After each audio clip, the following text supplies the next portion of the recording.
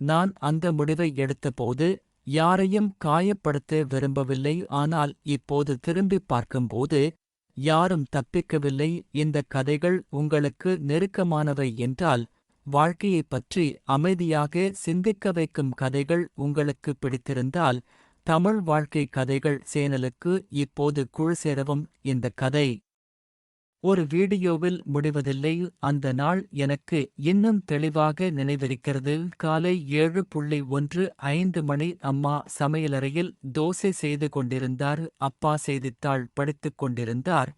ஒவ்வொரு பத்திக்குப் பிறகும் அவர் ஜன்னலுக்கு வெளியே பார்த்துக் கொண்டிருந்தார். வீடு அமைதியாக இருந்தது. ஆனால் அந்த அமைதி புயலுக்கு முன் அமைதியாக இருந்தது. நான் காபி குடிக்க அமர்ந்தபோது அம்மா வழக்கம் போல் கேட்டார், ஆபீஸில் ஏதாவது அழுத்தம் இருக்கிறதா?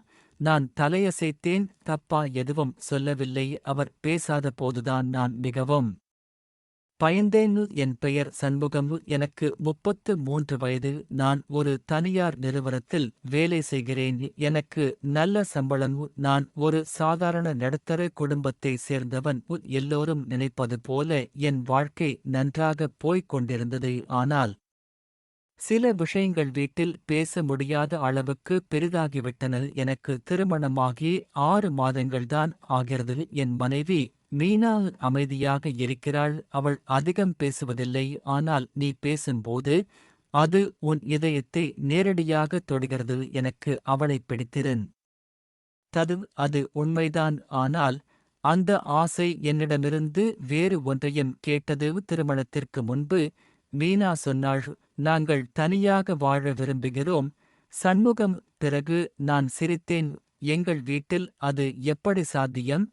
அவள் சிரிக்கவில்லை. அந்த புன்னகையற்ற முகமெனக்கு புரியவில்லை. திருமணத்திற்குப் பிறகு அந்த விஷயம் மீண்டும் வந்தது. ஒரு இரவு 11:30 மணியில் வீட்டில் எல்லோரும் தூங்கிக் கொண்டிருந்தார்கள். மீனா மெதுவாகச் சொன்னாள், இப்படியே இருந்தால் என்னால் மூச்சு விட முடியாது. அந்த வார்த்தைகள் என்னை உடைத்தன. ஆனால் உள்ளே ஏதோ ஒன்று சலசலக்க ஆரம்பித்தது. அவளுக்கு என் அம்மாவை பிடிக்கவில்லை என்பதல்ல, அப்பாவுக்கு மரியாதை இல்லை என்பதல்ல. ஆனால் அவளுடைய வாழ்க்கை அவளைப் போல இல்லை. அடுத்த சில நாட்களுக்கு நான் சரியாக தூங்கவில்லை. நான் அலுவலகத்தில் கவனம் செலுத்தவில்லை. நாங்கள் வீட்டில் பேசிக் கொண்டிருந்தபோது என் வார்த்தைகள் அளவிடப்பட்டன. ஒரு நாள் அப்பா கேட்டார், என்ன இப்போது எல்லாம் அமைதியாக இருக்க வேண்டுமா? நான் ஒன்றுமில்லை என்றேன். அதுதான் முதல் பொய். அந்த பொய்யப்போது எனக்கு சிறியதாக தோன்றியது. ஆனால் சில பொய்கள் விதைகளைப் போல விழுகின்றன. ஒரு சனிக்கிழமை அப்பா கோவிலுக்கு சென்றிருந்தார். அம்மா பக்கத்து வீட்டுக்காரரின் வீட்டிற்கு சென்றிருந்தார். அது மீனாவும்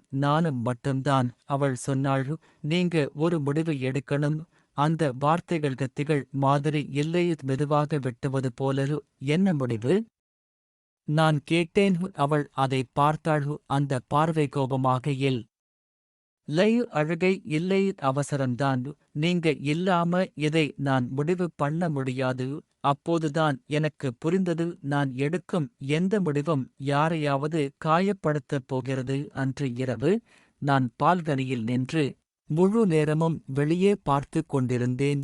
என் அப்பாவின் வாழ்க்கையில் என் தாயின் உலகம், என் மனைவியின் மூச்சு. நான் மூவருக்கும் நடுவில் நின்று கொண்டிருந்தேன். அந்த இடத்தில் நான் எடுத்த முடிவுதான் இந்த கதையின் ஆரம்பம். இந்த முடிவு யாரையும் யாரிடமிருந்தும் பிரிக்குமா என்று எனக்கு தெரியவில்லை. அடுத்த நாள் காலை வீடு வழக்கத்தை விட அமைதியா இருந்தது. அம்மா சமையலறையில இருந்தாங்க. அவர் கையில் தோசை கரண்டி இருந்தாலும் கவனம் எங்கோ இருந்தது. அப்பா செய்தித்தாள் மடிச்சு வச்சுட்டு வெளியே வறண்டாவில் உட்கார்ந்திருந்தார். என்னை பார்த்ததும் சின்னதா தலையாட்டினார். நான் அவரை நேரா பார்க்க முடியல. மீனா என் பின்னாடியே வந்தாக. அவளோட முகத்துல எந்த பதற்றமும் இல்ல. அந்த அமைதிதான் எனக்கு அதிகமா பயமா இருந்தது. அப்போதான் எனக்கு புரிஞ்சது, இந்த முடிவு நான் எடுக்கணும். அவளுக்காக இல்ல, எனக்காக. இதுக்கு போகும்போது பஸ் ஜன்னலோரம் இருந்தேன். வெளியே பார்த்துக்கிட்டே நேத்தி இரவு சொன்ன வார்த்தைகள் திரும்ப திரும்ப வந்தது.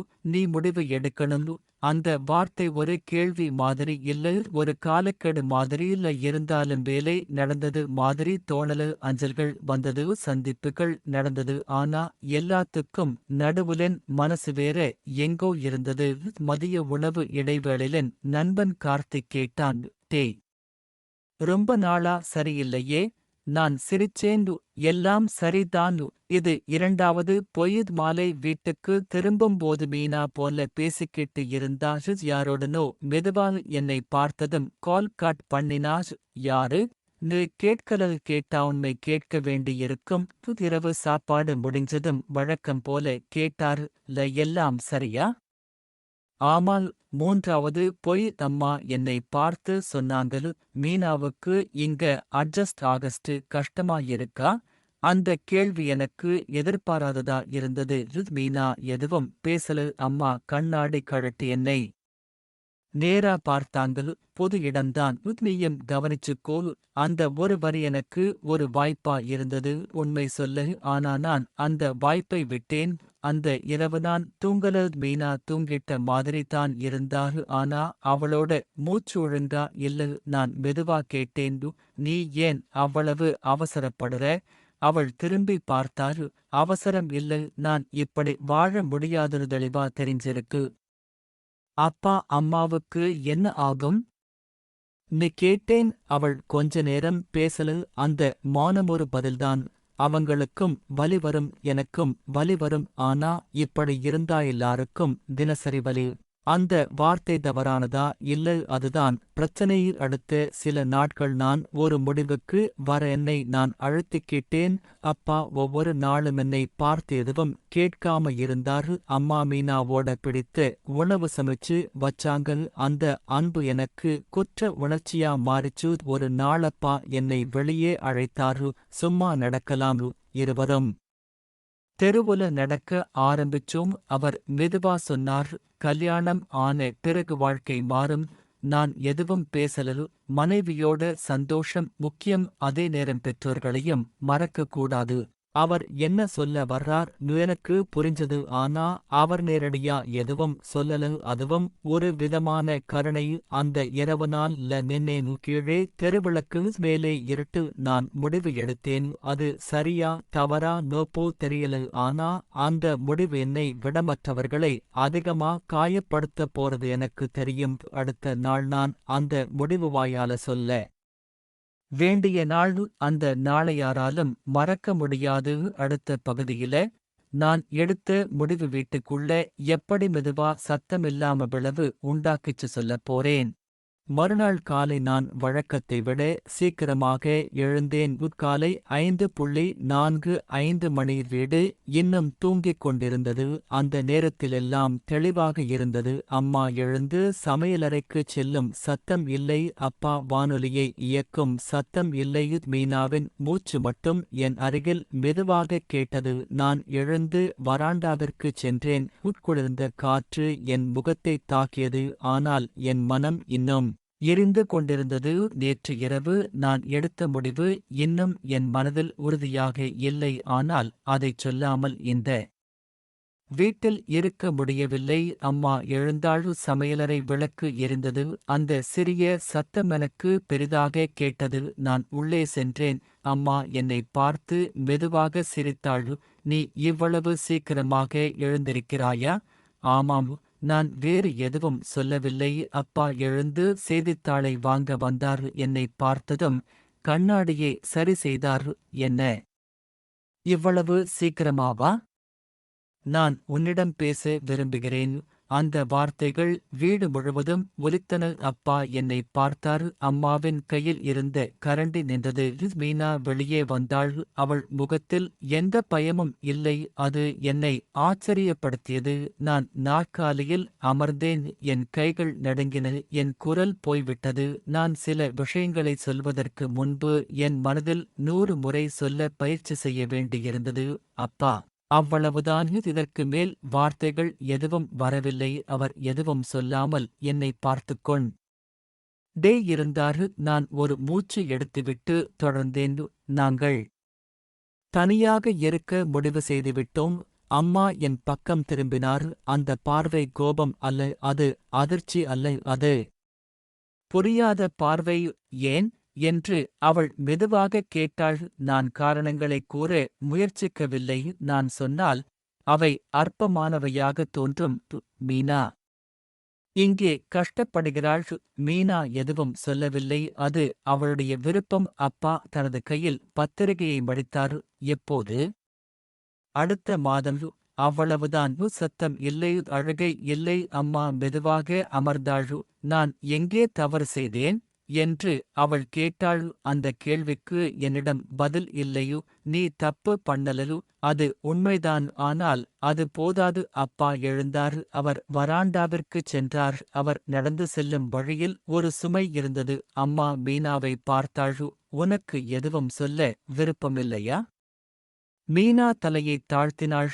நான் யாரையும் காயப்படுத்த விரும்பவில்லையு. அம்மா சிரித்தார். அந்த சிரிப்பு என் இதயத்தை கிழித்தது. காயப் படாமல் நீ ஒரு முடிவை எடுக்க முடியாது. அன்பே, அந்த நாளுக்குப் பிறகு வீடு அப்படியே இருந்தது. ஆனால் அது அப்படியே இல்லை. அம்மா பேசினார். ஆனால் அவளுடைய வார்த்தைகள் குறைவாக இருந்தன. அப்பா சிரித்தார். ஆனால் அவள் கண்கள் இல்லை. மீனா தனியாக இருக்க ஆரம்பித்தாள். நான் இருவருக்கும் இடையில் சிக்கிக் கொண்டேன். அன்று இரவு அப்பா என் அறைக்கு வந்தார். நான் எழுந்து அமர்ந்தேன். நான் உன்னிடம் ஒன்று சொல்லலாமா என்று கேட்டார். சொல்லுங்கள். நீ எடுத்த முடிவு தவறு என்று நான் சொல்ல மாட்டேன். ஆனால் வலி நீ நினைப்பதை விட அதிகமாக இருக்கும். அவன் கிளம்பினான். நான் தனியாக அமர்ந்தேன். சுவரில் இருந்த கடிகாரம் ஒவ்வொரு நொடியும் சத்தமாக ஒலித்தது. அந்த சத்தம் எனக்கு நினைவூட்டியது, இந்த முடிவு வெறும் ஆரம்பம்.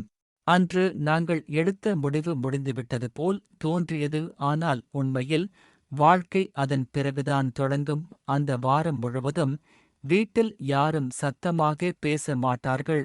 சிறிய விஷயங்களுக்குக் கூட மௌனமே பதில். மீனாவுக்கு பிடித்த உணவை அம்மா சமைத்தாள். ஆனால் நான் அதை சாப்பிடச் சொன்னபோது அவள் வாயைத் திறக்கவில்லை. அப்பா வெளியே சென்று சீக்கிரமாக திரும்பி வந்தார். அவர் வழக்கமாக தனது நண்பர்களுடன் அரை மணி நேரம் அரட்டை அடிப்பார். இப்போது அதுவும் இல்லை. நான் வேலையிலிருந்து வீட்டிற்குச் சென்றபோது நான் ஏதோ தவறு செய்ததைப் போல உணருவேன். மீனா என் கையைப் பிடித்துக் கொண்டு உன்னை இப்படித் தண்டிக்காதே என்று கூறுவாள். அவளுக்குத் தெரியும், இந்த முடிவு அவளுக்கு மட்டுமல்ல, அது எனக்கும் வலித்தது. நாங்கள் ஒரு புதிய வீட்டைத் தேட ஆரம்பித்தோம். நாங்கள் தரகரிடம் பேசினோம். வாடகை, வைப்புத் தொகை, தூரம் எல்லாம் எண்களாகிவிட்டன. ஆனால் வீட்டிற்குள் எண்கள் இல்லை, வெறும் உணர்ச்சிகள். ஒரு நாள் அம்மா என் அறைக்கு வந்தாள். அவள் கையில் ஒரு பழைய அட்டை. நீ இதை படிக்க வேண்டும். அவள் சொன்னாள். உள்ளே என் பள்ளிச் சான்றிதழ்கள், பழைய புகைப்படங்கள், நான் முதல் சம்பளம் வாங்கிய போது நான் அவளுக்கு கொடுத்த பணம். இதையெல்லாம் நீயே செய்ய முடியும் என்று அவள் சொன்னாள். அந்த ஒரு செயல் நீ இப்போது பெரிய ஆள் என்று சொல்வது போல் இருந்தது. அப்பா என்னை தவிர்க்கவில்லை. ஆனால் அவர் தேவையில்லாமல் என் அருகில் எங்கும் வரவில்லை. ஒரு இரவு மீனா பொருட்களை பேக் செய்ய ஆரம்பித்தாள். நான் சூட்கேஸை திறந்தபோது என் வயிற்றில் ஏதோ இறுக்கமாக உணர்ந்தேன். அம்மா அந்த சூட்கேஸை பார்த்ததும் அவள் முகத்தை திருப்பிக் கொண்டாள். அப்பா எதுவும் சொல்லவில்லை. அவரது மௌனம் ஒரு தீர்ப்பைப் போல இருந்தது. நகரும் நாள் வந்தது. காலை 6 மணி. நான் ஆட்டோ கேட் முன் நின்றேன். அம்மா என் நெற்றியில் கை வைத்து பாதுகாப்பாக இரு என்றாள். அதுதான். அப்பா என்னை பார்த்தார். தேவைப்பட்டால் வீடு இங்கேதான். அந்த வரி என்னை அழ வைத்தது. ஆட்டோ கிளம்பும்போது நான் வீட்டை பார்த்தேன். என் வாழ்க்கை அந்த வீட்டிற்குள் இருந்தது. இப்போது நான் அதை விட்டு வெளியேறுகிறேன். ஒரு புதிய வீடு, ஒரு புதிய தெரு, புதிய அமைதி. மீனா சந்தோஷமாக இருந்தால் என்னால் அதை மறுக்க முடியவில்லை. ஆனால் அந்த மகிழ்ச்சியில் என் மனம் அம்மாவின் வீட்டின் அமைதியில் சிக்கிக் கொண்டது. ஒரு வாரம் கழித்து அம்மா அழைத்தார். நீ சாப்பிடுகிறாயா? ஆமாம். அவ்வளவுதான். அப்பா போனை எடுக்கவில்லை. அப்போதுதான் எனக்கு புரிந்தது, இந்த முடிவொரு நாளில் எல்லாவற்றையும் தவறவிடவில்லை. இது ஒரு காலத்தின் விஷயம். ஒரு முடிவின் வலி நம்ம வீட்டை விட்டு வெளியேறிய நாள்ல முடிஞ்சிடும் நான் நினைச்சேன். ஆனா அது நம்ம உள்ளே தான் மெதுவா வேலை செய்ய ஆரம்பிக்கும். புது வீட்டுல நாள்கள் ஓடிச்சு. மீனா அவளோட வேலையில கவனம் செலுத்த ஆரம்பிச்சா. அவளோட முகத்துலந்த அழைப்பு இல்ல நான் சந்தோஷப்படணும். இந்த முடிவு அவளுக்கு மூச்சு கொடுத்தது. ஆனா எனக்குள்ளே ஏதோ ஒரு நாளும் குறைய ஆரம்பிச்சது. வார இறுதிகள் என்ன செய்யணும்னு தெரியாத நேரமா மாறிச்சு. முன்னாடி அப்பா கூட உட்கார்ந்து சும்மா நியூஸ் பார்க்குற நேரம் இப்போதுவும் இல்லாத நேரமா மாறிச்சு. ஒரு ஞாயிற்றுக்கிழமை அம்மாவுக்கு போன் பண்ணினேன். அவர் குரல் முன்னாடி மாதிரி இல்ல. எல்லாம் சரியா இருக்கா ன்னு கேட்டேன். இருக்கு. அந்த ஒரு வார்த்தைக்குள்ள எவ்வளவு விஷயம் இருந்துச்சு எனக்கு புரிஞ்சது. அப்பா போன் எடுத்தாரான்னு கேட்டேன். அவர் தூங்கிட்டிருக்காரு. அது போய் எனக்கு தெரியும். நான் கால் கட் பண்ணினதும் வீட்டுக்குள்ள அமைதி. மீனா என்னை பார்த்து சொன்னாரு, நீ உன்னை மன்னிக்கலனாய்ந்து முடிவு எப்பவும் வலிதான் தரும். அவள் சரிதான். ஆனா மன்னிப்பொழுதா வராது. ஒரு நாளப்பால அட்மிட் ஆனார். அம்மா கால் பண்ணும் போதவர் குரல் நடுங்கிச்சு. நான் உடனே போனேன். ஹாஸ்பிட்டல்ல நின்று இருக்கும்போது எனக்கு அந்த ஆட்டோ நாள் நினைவுக்கு வந்தது. அப்பால படுத்திருந்தாரு. என்னை பார்த்ததும் கண்கள் மூடிட்டாரு. அம்மா மெதுவா சொன்னாங்க, அவர் எதுவும் பேச மாட்டாரு. நான் அப்பா பக்கத்துல உட்கார்ந்தேன். அவர் கையை பிடிச்சேன். அப்பா அவர் என் கையை சின்னதா பிடிச்சது. அவ்வளவுதான். அந்த ஒரு பிடிப்பு எனக்கு சொல்லிட்டது, உறவுகளுடைந்தா கூட அழியாது. இருந்து வந்த பிறகு நான் அடிக்கடி வீட்டுக்கு போக ஆரம்பிச்சேன். எதுவும் பேசாமல் மா உட்காரு. அம்மா முன்னாடி மாதிரி சிரிக்க ஆரம்பிச்சாங்க. அப்பா மெல்ல பேச ஆரம்பிச்சாரு. நான் மீனா கூட அதை பகிர்ந்தேன். அவள் எதுவும் சொல்லல. அவளோட அமைதி எனக்கு இடம் கொடுத்தது. நாம் தனியாதான் இருக்கும். ஆனா முழுக்க தனியா இல்ல. இந்த முடிவு எல்லாரையும் காயப்படுத்திச்சு. அதை மறுக்க முடியாது. ஆனா அந்த வலிக்குள்ள நான் ஒரு விஷயம் கற்றுக்கிட்டேன். வாழ்க்கையாரையும் முழுசா சந்தோஷப்படுத்தாது. ஆனா முடிவுகளை எடுத்த பிறகு உறவுகளை காப்பாத்த நாம் முயற்சி செய்யலாம். இது ஒரு வெற்றி கதை இல்ல. ஒரு தோல்வி கதைவும் இல்ல. இது ஒரு மனிதன் எடுத்த முடிவின் நிஜமான விலை. இந்த கதைகள் உங்களுக்கு நெருக்கமா தோணினா, வாழ்க்கையை சத்தமில்லாம புரிய வைக்கும் கதைகள் பிடிச்சிருந்தா, தமிழ் லைஃப் ஸ்டோரீஸ்க்கு சப்ஸ்கிரைப் பண்ணுங்க. சில முடிவுகள் நம்ம வாழ்க்கையை மாற்றும். சில முடிவுகள் நம்மை மாற்றும். இந்த கதை அதுல இரண்டாவது.